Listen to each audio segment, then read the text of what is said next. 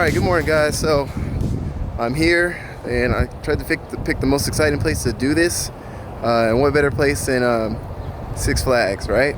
So I'm out here in Six Flags and I'm about to reveal to you guys the car that I'm bringing back to life.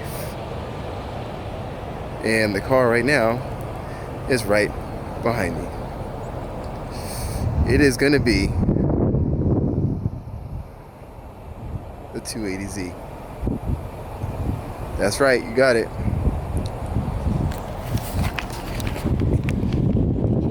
The Z's coming home to Arizona. This is gonna be the new project car, guys.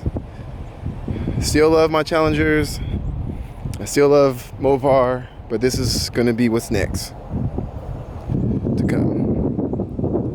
So look out for it on the channel.